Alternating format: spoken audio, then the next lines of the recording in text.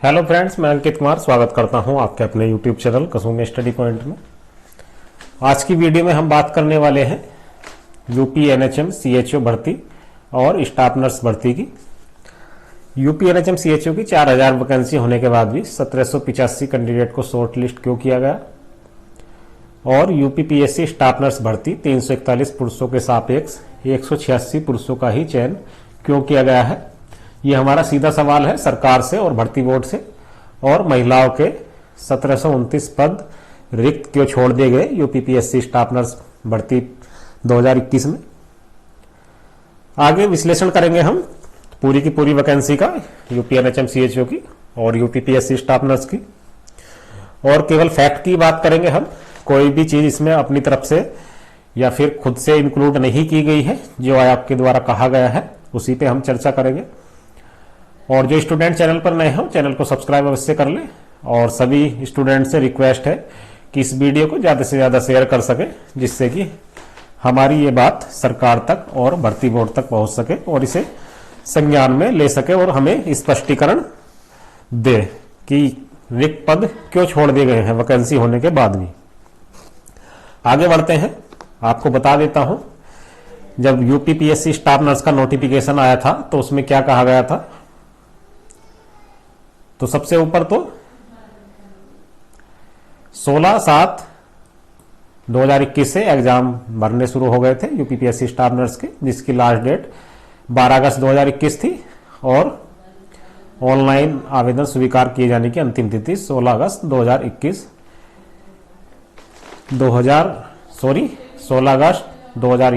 UPPSC आयोग के द्वारा जो ऑफिशियल नोटिफिकेशन था उसमें कहा गया था। उसके बाद वहां पे रिक्तियां कितनी थी, तो रिक्तियों की संख्या देख लेते हैं। जो ऑफिशियल नोटिफिकेशन सबसे पहले जारी किया था आयोग के द्वारा, जिसमें कहा गया था कि पुरुषों की कुल रिक्तियां 341 और महिलाओं के जो कुल पद थे उनकी संख्या थी 2671।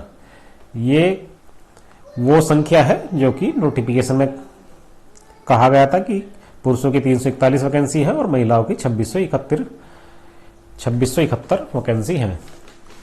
उसके बाद जो मिनिमम इफिशिएंसी स्टैंडर्ड यानी कि न्यूनतम दक्षता मानक निर्धारित किए थे आयोग ने, वो थे अनुसूचित जाति अनुसूचित जनजाति के अभ्यर्थियों के लिए न्यूनतम दक्षता मानक जो था वो था 35%, और उसी प्रकार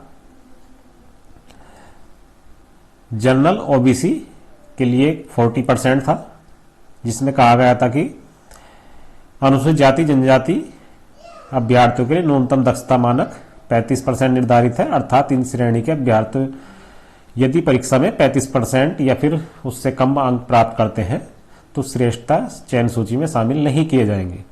यानी कि अगर 35% से ऊपर आपके मार्क्स होते हैं तो श्रेष्ठता और चयन सूची में शामिल किए जाएंगे। अगर 35% से कम रहते हैं तो श्रेष्ठता या फिर चयन सूची में उनको शामिल नहीं किया जाएगा।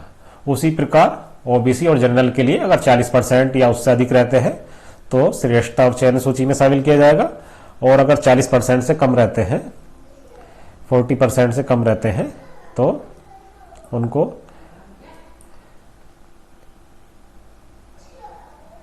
चयन सूची में या फिर श्रेष्ठता सूची में शामिल नहीं किया जाएगा। ये कहा गया है आयोग के द्वारा।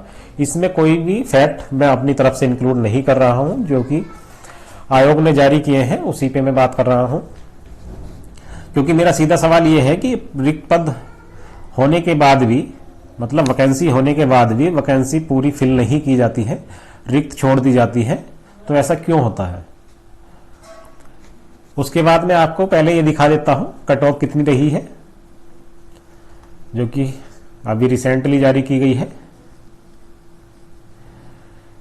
चिकित्सा स्वास्थ्य सेवाएं उत्तर प्रदेश पुरुष शाखा में जो कट ऑफ है वो न्यूनतम 56.16 पे रही है। वहीं अनुसूचित जाति की 49.08 पर रही है,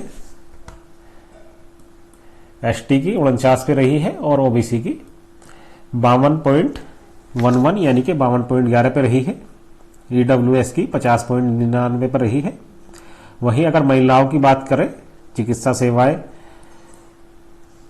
चिकित्सा एवं स्वास्थ्य सेवाएं उत्तर प्रदेश महिला शाखा में जो कट ऑफ रही है जनरल की, वो न्यूनतम 42.33 पे रही है, एससी की 35.07 पे रही है और एसटी की 35.25 पे रही है। वहीं ओबीसी की रही है 40.12 यानी कि 40.12 पे रही है और ईडब्ल्यूएस की 40.14 पर न्यूनतम कट ऑफ रही है। उसके बाद आपको स्क्रीन पर सारी की सारी कट ऑफ दिखाई दे रही होंगी, महिला शाखा की और पुरुष शाखा की। चिकित्सा शिक्षा एवं प्रशिक्षण विभाग, क्योंकि 3 तरह की वैकेंसी थी। ये आप स्क्रीन पे पूरी की पूरी कट ऑफ देख सकते हैं। और उसके आगे ये king George medical university Lucknow में पुरुष शाखा की कट ऑफ और महिला शाखा की कट ऑफ जो जारी की गई है वो आपके सामने है। अब हम बात करेंगे कि हुआ क्या था। 3 नवंबर 2021 को यूपीपीएससी के द्वारा एक नोटिस जारी किया जाता है, जिसमें कहा जाता है कि उत्तर प्रदेश लोक सेवा आयोग प्रयागराज द्वारा विज्ञापन संख्या A4E1 2021 के अंतर्गत दिनांक 3/10/2021 को आयोजित स्टाफ नर्स सिस्टर ग्रेड 2 पुरुष और महिला परीक्षा 2021 में सम्मिलित सामान्य ईडब्ल्यूएस में अन्य पिछड़ा वर्ग के ऐसे अभ्यर्थी जिन्होंने लिखित परीक्षा में 85 में से 25 अंक व उससे अधिक एवं अनुसूचित जाति और जनजाति के श्रेणी के ऐसे अभ्यर्थी जिन्होंने 20 या उससे अधिक अंक प्राप्त किए हों, उन अभ्यर्थियों की सूची वेबसाइट पर उपलब्ध है। ये वो अभ्यर्थी थे जिसको आयोग ने अगली स्टेज के लिए क्वालिफाई किया था, उनके डॉक्यूमेंट्स मंगाए थे। ये जारी किया गया था 3 नवंबर 2021 को जारी किया गया था, जिसमें सामान्य ईडब्ल्यूएस और अन्य पिछड़ा वर्ग के लिए 25 मार्क्स और एससी एसटी के लिए 20 मार्क निर्धारित किए थे न्यूनतम। और ये हम अपनी तरफ से नहीं कह रहे, ये कहा था आयोग ने। अब यहां पे आपको पूरे का पूरा माजरा समझ में आ जाएगा। उसके बाद 4 जनवरी 2022 को फिर से एक नोटिस आता है यूपीपीएससी के द्वारा, यूपीपीएससी आयोग के द्वारा, जिसमें कहा जाता है कि स्टाफ नर्स सिस्टर 2 ग्रेड महिला और पुरुष परीक्षा 2021 जो कि दिनांक 3 अक्टूबर 2021 को आयोजित की गई थी। प्रश्नगत परीक्षा में कुल 83,564 अभ्यर्थी शामिल हुए, यानी कि जो एग्जाम दिया था, जो रिटर्न एग्जाम में कैंडिडेट शामिल हुए थे वो 83,564 कैंडिडेट शामिल हुए थे। चलिए यहां तक ठीक है, कोई प्रॉब्लम नहीं है। उसके बाद 3/11/2021 को क्रम में निर्धारित अंतिम तिथि 22/12/2021 तक कुल 15,830, जिसमें से 4129 पुरुष और 11,701 महिला अभ्यर्थियों द्वारा समस्त औपचारिकताएं पूर्ण करके वांछित अभिलेख प्रस्तुत किए गए। ये वो कैंडिडेट थे जिनको उत्तर प्रदेश लोक सेवा आयोग ने डॉक्यूमेंट वेरिफिकेशन के लिए बुलाया था, क्योंकि ये नोटिस जारी किया गया था 3 नवंबर 2021 को, जिसमें उन्होंने 20,181 कैंडिडेट के डॉक्यूमेंट्स मंगाए गए थे। उसमें कहा था कि जिनके 25 नंबर हैं जनरल, ओबीसी और ईडब्ल्यूएस, 25 या उससे अधिक मार्क्स, एससी एसटी 20 या उससे अधिक मार्क्स, उक्त समस्त अभ्यर्थी से ऑनलाइन दावे के समर्थन में समस्त शैक्षिक अंक प्रमाण पत्र, अनुभव संबंधी प्रमाण पत्र, उत्तर प्रदेश के आरक्षित श्रेणी की दशा में निर्धारित प्रारूप पर प्रमाण पत्र तथा उत्तर प्रदेश की महिला अभ्यर्थी होने की दिशा में पिता पक्ष की ओर से निवास प्रमाण पत्र, परंपरागत आवेदन पत्र आमंत्रित किए जाते हैं। यानी कि जो आपके डॉक्यूमेंट्स थे वो आयोग ने, यानी जो कैंडिडेट की संख्या थी जिन लोगों के डॉक्यूमेंट्स मंगाए गए थे वो 20,181 कैंडिडेट थे। अब ये जो निर्धारित किया था 20 और 25 नंबर वाला, ये भी आयोग ने ही निर्धारित किया था। और 40% और 35% जो कि ऑफिशियल नोटिफिकेशन सबसे पहले जारी किया गया था आयोग के द्वारा, ये भी उत्तर प्रदेश लोक सेवा आयोग यूपीपीएससी ने ही जारी किया था। और उसी हिसाब से जनरल और ओबीसी 85 का अगर 40% हम निकालते हैं तो हमारे मार्क्स बैठते हैं 34, यानी कि 34 नंबर बैठते हैं 85 में से। 85 का अगर हम 40% निकाल लेंगे तो 85 गुणा 40 और भाग 100, तो हमारे कुल मार्क्स निकल कर आते हैं जनरल और ओबीसी के 34 नंबर।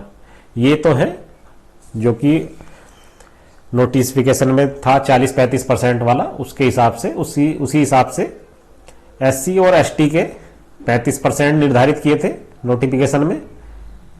तो उसमें 35% का मतलब है 29.75% मार्क्स बैठते हैं एससी और एसटी कैटेगरी के कैंडिडेट के लिए। 29.75 का मतलब है अगर 85 नंबर का हमारा पेपर था, उसका अगर हम 35% निकालेंगे तो 85 गुणा 35 और भाग कर देंगे 100 से, तो ये हमारा निकल के आ जाएगा 29.75। ये भी आयोग ने ही निर्धारित किया था, इसमें कुछ भी हम अपनी तरफ से कोई भी इसमें इंक्लूड नहीं कर रहे हैं, किसी भी तरह की कोई भी बात। ये सब वही बात है, वही फैक्ट है जो कि आयोग के द्वारा नोटिस जारी किए गए थे, उसी पर हम बात कर रहे हैं। उसके बाद 4 जनवरी को रिजल्ट जारी किया जाता है और उसमें कहा जाता है कि कुल 15,830 अभ्यर्थियों द्वारा अपने डॉक्यूमेंट्स वहां भेजे गए, अभिलेख प्रस्तुत किए गए, जिसमें लिखित परीक्षा हेतु 85 अंक निर्धारित थे और संविदा के आधार पर 15 अंक निर्धारित थे। 15 का मतलब 1 साल के लिए 3 मार्क्स दिए गए थे और 5 साल तक मार्क्स दिए जाने थे। जो लोग संविदा के आधार पर उत्तर प्रदेश में स्टाफ नर्स की पोस्ट पर काम कर रहे थे, उनके लिए 15 अंक निर्धारित थे 5 साल तक के लिए, यानी कि 1 साल के 3 मार्क्स दिए जाने थे। और उसमें फिर दिया गया कि परिणाम में चिकित्सा एवं स्वास्थ्य सेवाएं विभाग के अंतर्गत पुरुष शाखा में 50 रिक्तियों के सापेक्ष 50 अभ्यर्थी, महिला शाखा में 2532 रिक्तियों के सापेक्ष कुल 1627 अभ्यर्थी। उसी तरह से पुरुष शाखा में चिकित्सा शिक्षा एवं प्रशिक्षण विभाग के अंतर्गत पुरुष शाखा में 90 रिक्तियों के सापेक्ष 90 अभ्यर्थी और महिला शाखा के अंतर्गत 1145 रिक्तियों के सापेक्ष कुल 623 अभ्यर्थी। किंग जॉर्ज मेडिकल विश्वविद्यालय के अंतर्गत पुरुष शाखा में 46 रिक्तियों के सापेक्ष 46 अभ्यर्थी और महिला शाखा में 880 रिक्तियों के सापेक्ष 578 अभ्यर्थी औपबंधिक रूप से सफल घोषित किए गए। उसके बाद चिकित्सा एवं स्वास्थ्य सेवाएं विभाग, चिकित्सा शिक्षा एवं प्रशिक्षण विभाग एवं किंग जॉर्ज मेडिकल विश्वविद्यालय की महिला शाखा की क्रम से 905, 522, 302 अर्थात कुल मिलाकर के 1729 रिक्तियां न्यूनतम आर्ता मानक धारित करने वाले अभ्यर्थी उपलब्ध न होने के कारण अनभरी रह गई। अब यहां पर आप के लिए गौर करने वाली बात है कि न्यूनतम आर्ता मानक धारित न करने वाले, अब आपने ये भी कहा है कि 35% और 40% वाले क्वालिफाई हैं नेक्स्ट स्टेज के लिए। उस हिसाब से 34 मार्क्स बैठते हैं जनरल और ओबीसी के और एससी एसटी के बैठते हैं 29.75 मार्क्स। और वहीं फिर आपने दूसरा नोटिस जारी किया कि 3 नवंबर 2021 को कि 25 मार्क्स और 20 मार्क्स वाले, यानी कि जो जनरल और ओबीसी कैटेगरी और ईडब्ल्यूएस वाले हैं उनके लिए 25 मार्क्स और एससी एसटी के लिए 20 मार्क्स, ये न्यूनतम मार्क्स थे। और ऐसे आपने 20,181 कैंडिडेट के डॉक्यूमेंट्स मंगवाए। अब यहां पर जब ये पहले से ही न्यूनतम आर्ता मानक निर्धारित जो आपके मानक थे उससे ऊपर कैंडिडेट थे, ये उनके मार्क्स उससे ऊपर थे, तो आप आयोग ने ये कहां से बोल दिया कि अभ्यर्थी उपलब्ध न होने के कारण, न्यूनतम आर्ता मानक उपलब्ध न होने के कारण। तो न्यूनतम आर्ता मानक तो हमारे 35% और 40% थे जो कि ऑफिशियल नोटिफिकेशन में दिया गया था। और 3 नवंबर को जो जारी किया था उसमें 20 और 25 मार्क्स वाला न्यूनतम आर्द्रता मानक थे। तो यहां पर 15,830 में से 186 वैकेंसी इन्होंने पुरुष की फिल की है। जो 341 वैकेंसी थी, 341 में से 186 का सिलेक्शन किया है पुरुषों की वैकेंसी का, जिसमें से 155 वैकेंसी शेष रह गई। तो मैं आयोग से मेरा सीधा सवाल यही है कि जब न्यूनतम जो आपके मानक थे, जो मिनिमम स्टैंडर्ड था आपका, उससे ऊपर मार्क्स थे, तो आपने ये वैकेंसी फिल क्यों नहीं की? क्यों आपने मेरिट ऊपर लगाई?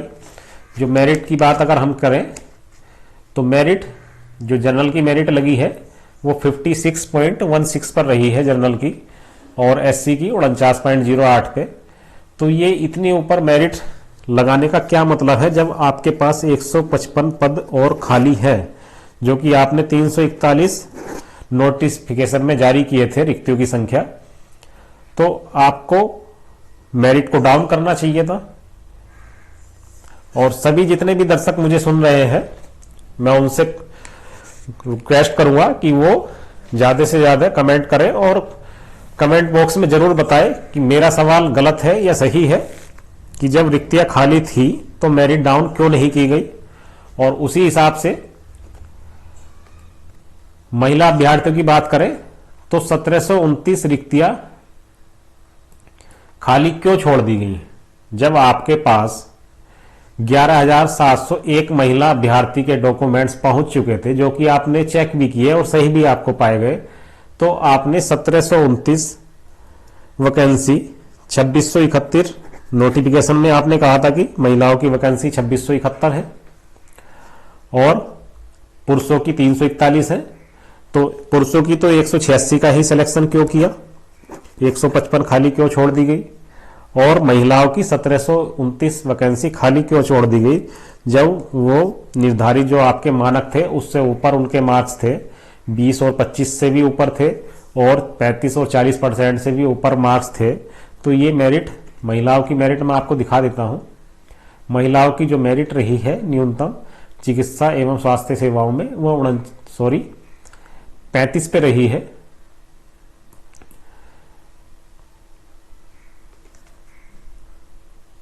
ये एससी की रही है 35 पे, और जनरल की रही है 42 पे महिलाओं की। अब 42 पे आप मेरिट क्यों लगा रहे हो? जब आपके पास रिक्तियां हैं तो आप 42 से नीचे डाउन करिए ना मेरिट। आप 42 पे मेरिट लगा ही क्यों रहे हो? 1729 रिक्तियां आप खाली क्यों छोड़ रहे हो, जब आपने निर्धारित किया है कि 40% का मतलब है 34 नंबर होने चाहिए, और 35% का मतलब है 29.75 नंबर होने चाहिए, एससी और एसटी के, जनरल और ओबीसी के 34 नंबर होने चाहिए। तो आप 42 पे मेरिट क्यों रख रहे हो? जनरल की फिर 34 तक थे, तो 34 तक अगर हमारे न्यूनतम निर्धारित मानक था आपका, तो वहां पर आपको मेरिट वहां तक लेके जानी चाहिए थी, यानी कि जिसके 34 नंबर थे उसका भी सिलेक्शन होना चाहिए था। तो ये मेरा सीधा सवाल आयोग से है कि जब आपके निर्धारित मानक पूरा करते थे कैंडिडेट, तो मेरिट डाउन क्यों नहीं की गई है, रिक्तियां खाली क्यों छोड़ दी गई है। और सभी दर्शकों से भी मैं रिक्वेस्ट करूंगा कि वीडियो को ज्यादा से ज्यादा शेयर करें, और अगर आयोग तक मेरी बात पहुंच सके तो मैं आयोग से रिक्वेस्ट करूंगा कि वो स्पष्टीकरण जरूर दे। 40 और 35% वाले भी मैंने आपको फैक्ट बता दिया है, और 20 और 25 वाला भी फैक्ट मैंने आपको बता दिया है। ये भी आयोग के द्वारा ही जारी किया गया था, इसमें कोई भी चीज मैंने अपनी तरफ से इंक्लूड नहीं की है। ये तो थी यूपीपीएससी स्टाफ नर्स की बात। उसके बाद बात करेंगे यूपी एनएचएम की, जो सीएचओ की 4000 वैकेंसी थी। तो 4000 वैकेंसी में जो नोटिफिकेशन जारी किया था यूपी एनएचएम के द्वारा, उसमें कहा गया था कि 4000 रिक्तियां हैं, जो कि 7 जनवरी को ये नोटिफिकेशन जारी किया गया था। उसके बाद डॉक्यूमेंट वेरिफिकेशन 27-28 फरवरी को, और 1 से 3 मार्च और 5 मार्च 2022 को लखनऊ में डॉक्यूमेंट वेरिफिकेशन कराया गया। डॉक्यूमेंट वेरिफिकेशन के बाद 1785 कैंडिडेट को इन्होंने शॉर्ट लिस्ट किया है। चलिए ठीक है, यहां तक कोई दिक्कत नहीं है, सब कुछ यहां तक सही है। 4000 में से आपने 1785 कैंडिडेट को शॉर्ट लिस्ट किया है। 1785 कैंडिडेट को शॉर्ट लिस्ट करने के बाद आपने कहा है कि 78 कैंडिडेट को हमने वेटिंग में रखा है। अब ये चीज आप बहुत ध्यान से देखना कि 78 कैंडिडेट की वेटिंग लिस्ट जारी की गई है। जब आपके पास 4000 वैकेंसी है तो उसमें 78 कैंडिडेट को वेटिंग लिस्ट में रखने का क्या मतलब है? आपके पास पद तो ज्यादा है, 1785 कैंडिडेट को आपने शॉर्ट लिस्ट किया है और 78 को वेटिंग में रखा है। 78 और आपके पास पदों की संख्या थी 4000, तो आप इन 78 को भी वेटिंग में लाने की क्या आवश्यकता थी? इनको भी शॉर्ट लिस्ट किया जा सकता था, क्योंकि एक जो दूसरा जारी किया है, नोटिस जारी किया है यूपी एनएचएम ने, वो ये किया है कि उसमें जो रिजेक्टेड कैंडिडेट थे उसकी लिस्ट जारी की है। उसमें उनका रीजन बताया है कि ये कैंडिडेट रिजेक्ट है और ये कमी रही, किसी का रजिस्ट्रेशन नहीं था, किसी के पास फाइनल ईयर की मार्कशीट नहीं थी और किसी के पास सीसीएचएन का सर्टिफिकेट नहीं था। तो ये तो अच्छी बात है कि उनको रीजन पता लग गया कि इस वजह से रिजेक्ट हुए हैं।